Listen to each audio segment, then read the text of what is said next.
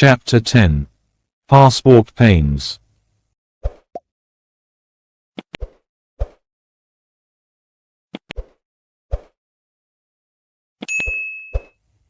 Because Beppo had not been keen on relocating abroad, he did not bother to renew his passport duly. The document expired 2 years earlier. Initially, he weighed the possibility of calling a contact at the immigration office in Lagos, Ikoyi. He wanted to put the staff on notice. But he did not do so in time. Then COVID-19 set in. This made renewal impossible. Even after the pandemic had lost its war against humanity, Beppo was not one of the first persons at the passport office. At a point, he developed a phobia for the renewal, having heard tales of new rules, hassles applicants were experiencing, and non-availability of booklets.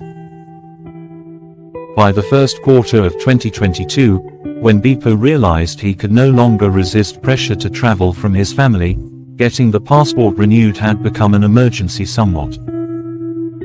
Besides the anticipated stress at the immigration office, the Jamb syndrome had greatly swelled the number of heads turning up. The maddening rush at every passport office, especially in Lagos, scared Beppo. Since he could not afford to waste time or sleep on the veranda of some pot-bellied passport official, out of desperation for a renewal, he had to explore other options. One of such was to prepare an amount larger than the normal fees, collude with an agent, or find an officer that could be bribed. He was told he would need up to 200,000 naira or 250,000 naira to have the passport renewed within a month or less. He could even have it in fewer days if he was ready to drop more cash. Another alternative was to travel to the immigration service in any of the neighboring states, such as Ogun, Oyo, Osun and Kwara. In these places, there would be less crowds than in Ikoyi or Ikeja. Beppo eventually settled for Ibadan, the Oyo state capital, where he found the contact of an agent that could hasten the process.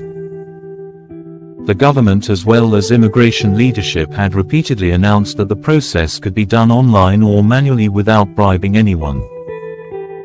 The use of middlemen had been outlawed, with a threat that anyone found interfering illegally would be prosecuted.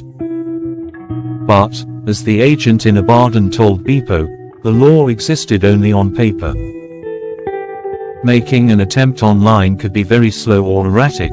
Many people abandoned it halfway and returned to the passport office. Some even suspected that the glitch was caused deliberately to frustrate folks who would have no other option than pursue their applications in person. As Beppo found out, the so-called agents were actually working hand in glove with officials of the immigration service. Beppo spoke, firstly, with the agent on the phone. The man, called Tai, asked him to pay 100,000 naira for a 10-year renewal, instead of the official 70,000 naira. The pushed-up charge was to expedite action the two major initial processes that included data capturing. After capturing, you could pay 20,000 naira to make the collection faster, Tai had explained. On a Tuesday afternoon, Beppo set out for Ibadan, hoping to keep an early Wednesday appointment at the immigration office. He planned to spend the night in the ancient city and be at the Agodi Gate passport office as early as 7 a.m., the time fixed by Tai. He decided he would not go in his car. It had been long since he traveled on the Lagos-Ibadan route. Besides, he was worried about security issues. At the Ibadan end of the road, there had, around the time, been few cases of kidnapping, fueling the fear that bandits had relocated to the area. The country was just beginning to have some respite, security-wise, following renewed assault by the military on insurgents and bandits in the north. The numerical strength of the criminals was getting depleted. They appeared to be seeking less risky grounds, raising concerns that they were finding a new footing in the southwest. Beppo felt he had better travel by a public bus. He knew that no vehicle type was immune to onslaught by the scoundrels, but he was satisfied the commercial drivers understood the area better. He boarded a 6-passenger Toyota Sienna car at the Ajota Park. Unlike days when people faced heavy traffic on the popular road, the trip was entirely stress-free. This was, especially, the case between the infamous Ajota and Berger Kara stretch, up to Opik, where the road led to a Sheri estate, the headquarters of Channels Television. The biggest surprise that awaited Bipo was that barely 50 minutes after, he and the other passengers would be touching down in Ibadan. Thanks to the nearly completed reconstruction the federal government was carrying out on the road. The last time Bipo was on the route was 10 years earlier, when he led Stardom students on an excursion to Arlife, Osun State. At the time, the expressway was terribly damaged. The journey, which now lasted less than an hour, had dragged on for over 2 hours. The road was now wider on both sides, at least 3 lanes each. The bus left Opik Estate at 5 p.m. As a result, Bipo could still, before nightfall, observe developments on the expressway, described as the most important in the country. He wondered whether pundits arbitrarily arrived at the ranking. What yardstick did they use? Bipo chuckled at the thought of the question. It was the main road that led to Lagos, the country's commercial nerve center and biggest melting pot. Some had also claimed that up to 250,000 vehicles plied it daily. Bipo believed the figure would very likely have increased. Perhaps, the number of vehicles plying the Lagos-Badan Expressway was growing in tandem with the country's petrol subsidy. Bipo smiled at his mischievous thought. The subsidy scheme was designed to make petrol affordable for citizens. But with every passing year, the ever-growing billions of naira it gulped left citizens thinking the more they looked the less they saw. Were the statistics enough to conclude that the Lagos-Ibadan Expressway was more important than, say, the road that led to Bielsa, from where the country derived its largest volume of oil? Bipo reminded himself he ought to calm down as his mind was beginning to wander needlessly into politics. Apart from filling stations, which had increased in number, he found that religious organizations and schools had also taken up a larger share of space on either side of the road. In the past it was the likes of the Redeemed Christian Church of God and Mountain of Fire and Miracles Ministry that were most noticeable along the expressway. But things had changed. While MFM is the first big one you see on the left, at Magboro, as you come from Berger, you would notice the Christian Pentecostal Mission on the right, after Bafo. Shorty, by Aces, you would get to the Christ Embassy ground, also on the right. About a minute's drive after, by the left, was the headquarters of NASFAT, the first major Islamic organization on the route.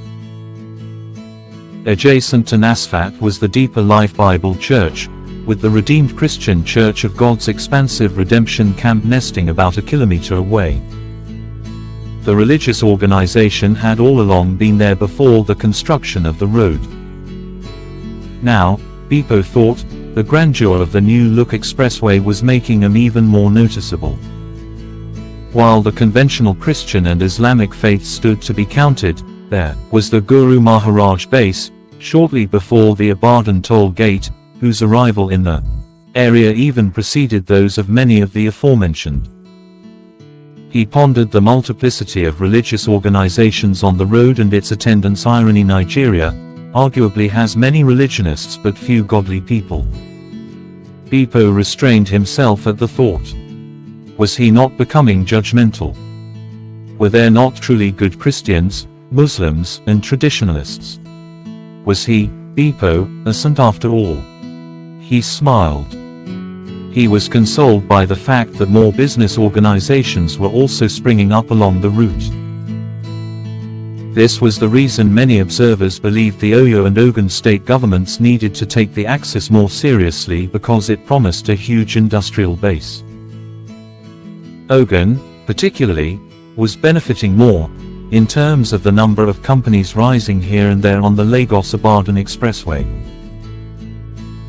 These included Meccano, a multifaceted industry on the Long Bridge, Multi-Trex at Wawa, which was distressed due to debt issues, Punch Nigeria Limited and Lifemate Furniture in Magboro. He saw the signboards of McPherson and Babcock universities. No wonder, he thought, Ogun prided itself as possibly hosting the highest number of universities in the country. Beppo observed that at the Ibadan end in Oyo State, some new business outfits were being developed, although their owners were yet to erect signboards. He noticed private universities springing up, including Dominion and the Oyo State government-founded First Technical University, both at the Ibadan end. He also witnessed some changes in Ibadan Township too. At Challenge, for instance, he discovered that a defining roundabout was no more there. The area had been redesigned to ease traffic congestion. He loved the sight of the brown roofs his eyes caught as soon as the Sienna descended the Malete overhead bridge. The sight became even more phenomenal as the vehicle reached the top of the hilly bridge after Beer. The scene reminded him of the legendary poet, J.P. Clark, and how he described the city in a poem titled, Ibadan. Beppo struggled to recall some of the lines. Then he asked Google, which answered him. Ibadan, running splash of rust and gold flung and scattered among 7 hills like broken china in the sun. Such an evergreen and intense piece of art. He, however, felt worried that decades after Clark wrote the piece, the roofs he alluded to remained obstinately brown. The buildings, mostly constructed with mud, could be seen at the Idi Arere area, Oyo Oba, Beer, and the Aremo zone, and many interior locations. While searching on Google for Clark's poem, his eyes had also caught the title of a novel, Under the Brown Rusted Roofs, by Abimbola Adelakan. Beppo hoped to read it later. He remembered the innocent disgust some of his students expressed when they visited the University of Ibadan. They had followed the Challenge route, instead of Iwo Road, which was more direct from Toll Gate. Beppo had made the Stardom bus pass through the belly of the city, so that they could appreciate its ancient essence. They returned to Lagos via the Igbo-Owo Road. As they passed the interior of the city, on their way to the university, one of the students had asked if Ibadan was a big village. Beppo answered that it was not. He explained that there were many elitist areas that include Ring Road, Oluyole, Bodija and Akala. He also enlightened them on the political and pioneering status of Ibadan, host to the first university in Nigeria, the first stadium, and the first television station, among others. By 6:40 a.m. the following day, he was already at the passport office in Agodi. That was the Ibadan miracle of commuting, never to be likened to Lagos. Because Lagosians always traveled with the fear of traffic palaver that is often their lot, Beppo left his hotel room at 6:25 a.m., fearing he would not be able to keep the 7 a.m. appointment Tai gave him. He woke up late, 6:05 a.m., having barely slept until around 3 a.m. His wife had called and engaged him in a lengthy phone conversation, and, hard as he tried, he could not have her shorten the talk time. At the immigration office, Beppo tried to enter the premises before phoning Tai.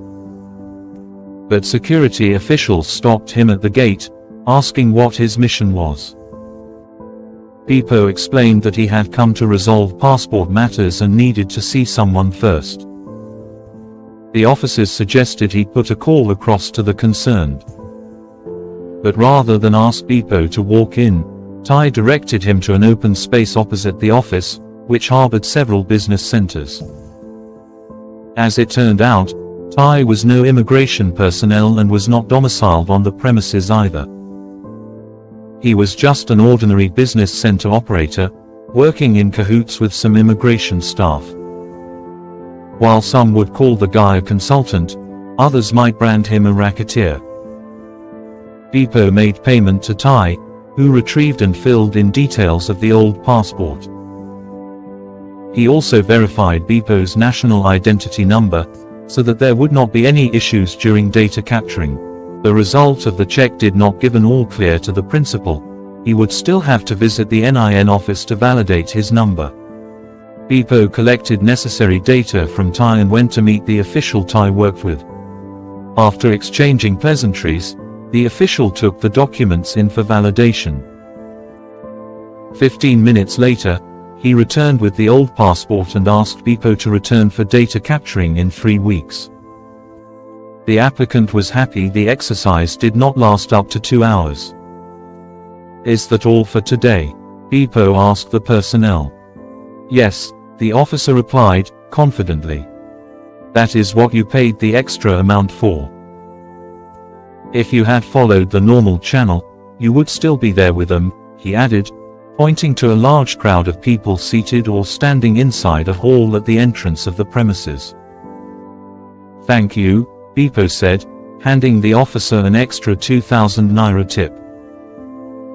The man received it gratefully, gave Bepo a business card, and asked him to turn up early for the data capturing on the given date. He further reminded him to visit the NIN office first. But Bepo had a nasty experience at the NIN office. This was despite the fact that he wanted to, as the saying goes, be nice to anyone that was prepared to help him, just as it happened at the immigration service. But network glitches were terrible. He had to wait 3 more weeks for validation, by which time, he already risked missing his travel date.